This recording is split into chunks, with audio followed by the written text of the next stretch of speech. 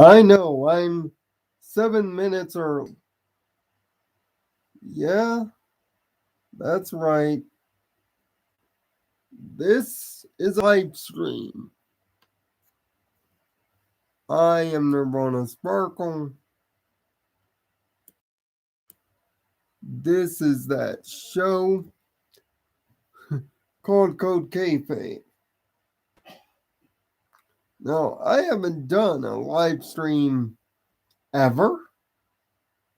That's not been on Twitch. Ever. But for the Raw and SmackDown shows, I'm planning to possibly do it this way. Um,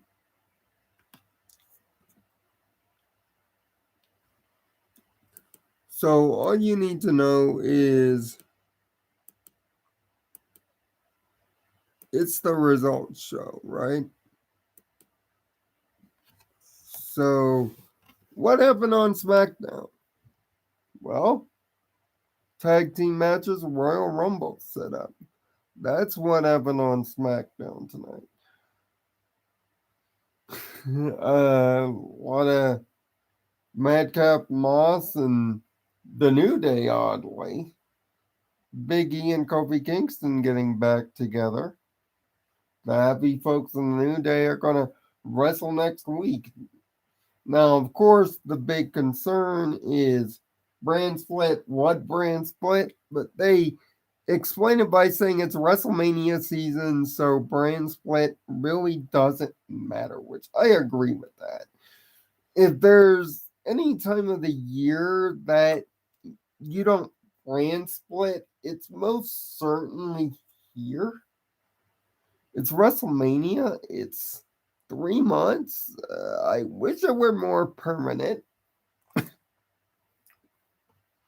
I'm just now getting over a cold, so sorry about that. But and my friend David is playing Time Splitters 2, I believe. And oh, he's playing Future Perfect. Okay. Correction, he's playing Future Perfect. Also, this is also sometimes a video game channel. CodeKayfabe is just a show for now.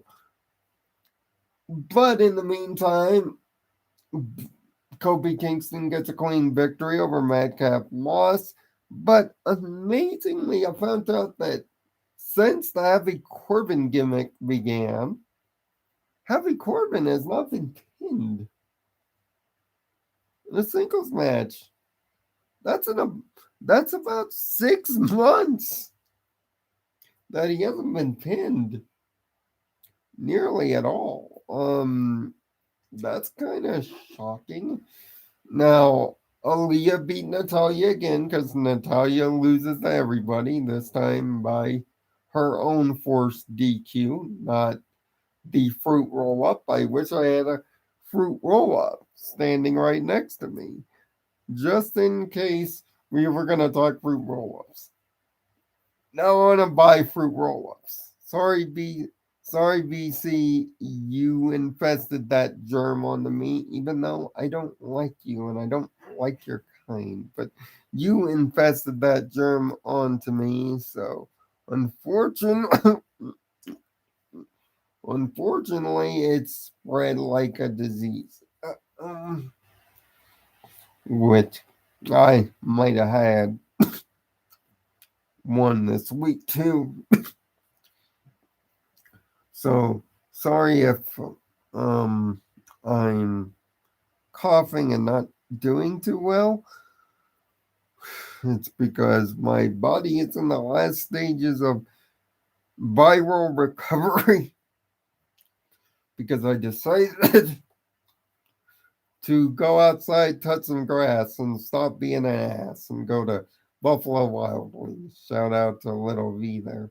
Uh, uh, so outside of that, we're finally going to get the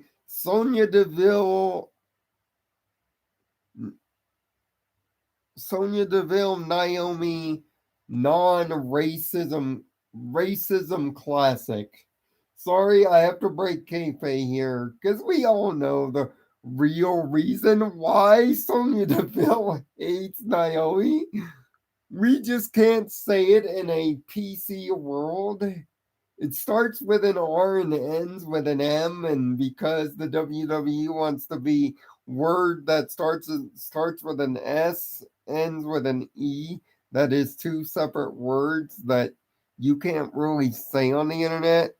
That's why the WWE won't tell you the real context of why this match is happening. And why does Naomi keep getting storylines like this? God, writers, and Vince, do you really hate her that much? She was a former SmackDown Women's Champion. Would you be more comfortable if she was a Funkadactyl? Starting to wonder that myself. But yeah, that match is going to happen thanks to the advice of one Eric Bischoff. So, controversy creates cash? Feels so stupid that phrase actually works here.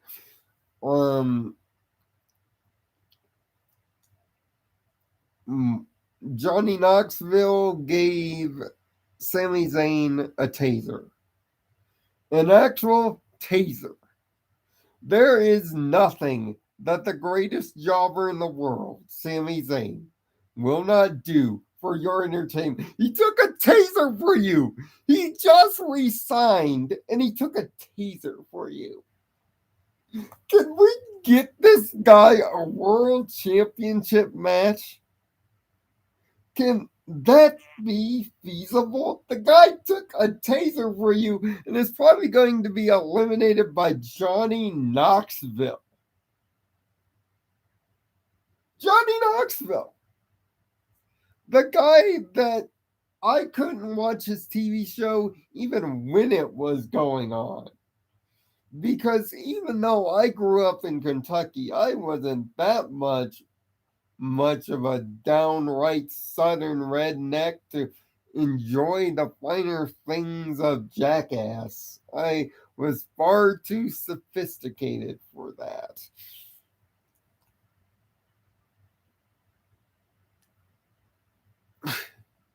And the fact that this whole storyline is I'm a bigger jackass than you is also insane. But it's just like modern day WWE. They want to be the hashtag machine. They want to be culturally relevant. They want all the movie tie-in money. Yes, this is so out of kayfabe it hurts, but it's bringing the out of kayfabe stuff into kayfabe. So I apologize if this slightly bends the rule of this show a little bit. But I find it really annoying that this is even a thing. We know he's only going to be in there about 10 minutes, right?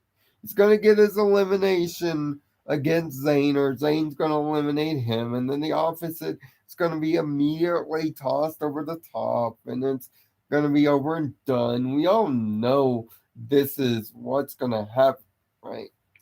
So I just hope next week we don't get another cringe-worthy last-second kayfabe thing. But of course, as it always is, it's the Roman Reigns show.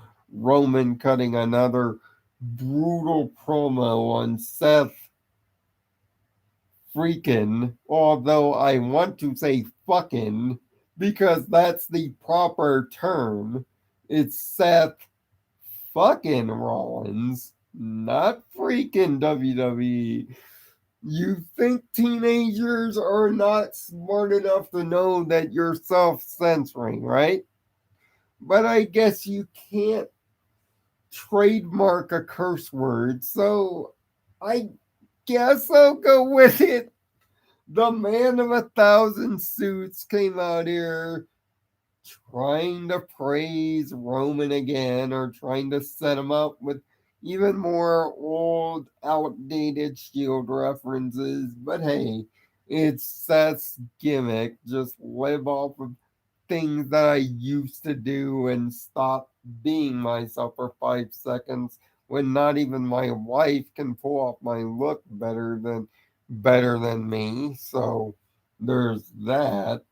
But he set up a match between him and the new face of America tag teaming against the Usos, which the Usos also have a record of being the longest reigning SmackDown champs. Roman has 508 days, which is impressive, but only 4 over Brock Lesnar. And seeing that there's only been 6 Universal Champions, it's not really an impressive mark, but I guess if you're equating to the Universal Championship as a world title, I guess that implies 2. I guess that's fine. It's not really the biggest of deals, it's just a thing, although I do give credit to the WWE editing team for putting it together and making it look impressive, and the fact that they were willing to reference the Daniel Bryan match was also an impressive little note. And Jeff Jarrett showed up, so I can say with all equivity for the first and probably only time doing one of these videos or streams or anything on YouTube. What's up, Slapnuts? As he was talking to Rick Boogs as they were sharing in Jeff Jarrett's old gimmick. That was a fun little segment. And at least it got Sami Zayn on TV. Got Shinsuke Nakamura, on TV for 5 seconds. Other than that, it was exactly what you would expect out of a week 3 going into a big week 4. Championship showdowns, weigh-ins, and brand split breaks on the way to the Royal Rumble. And as normal here on Code Equestria, there will be a Royal Rumble predictions video headed your way next week. I know I will be healthy enough for that little thing to go down as well. And yes, I know Rampage happened. I don't watch AEW. I should honestly make a video about that.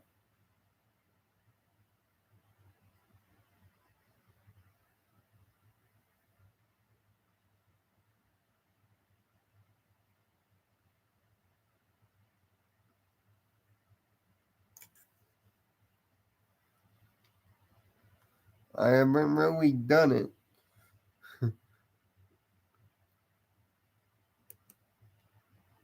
Oh, I know I'm early, but I will be here for quite a few.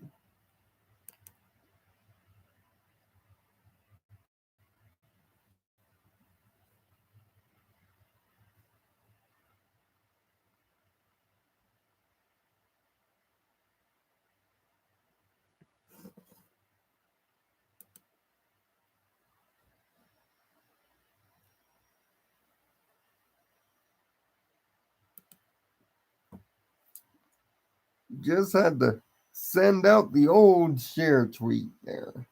But in the meantime, the reason that I didn't do this for the Raw show as I intended to do Monday is I came down with a little bit of the sniffles. I hope it wasn't in the words of urinating tree Corona-chan, paying me a visit, but many other things have tried to kill me, so I'm not that shocked. And you might see me up and around a few chats going around too. But by and large, I decided to start this rebranding of our wrestling content because I think wrestling content in general is far too angry and tribalistic.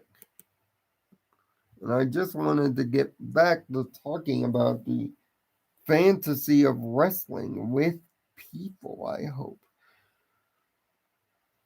And really get back to enjoying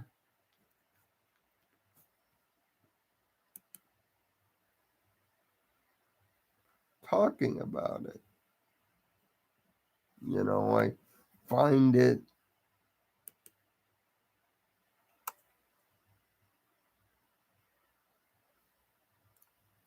rather nuts that I am doing it this way, but I am. I should honestly probably did a video, but hey, at least I know the streaming part of it absolutely works.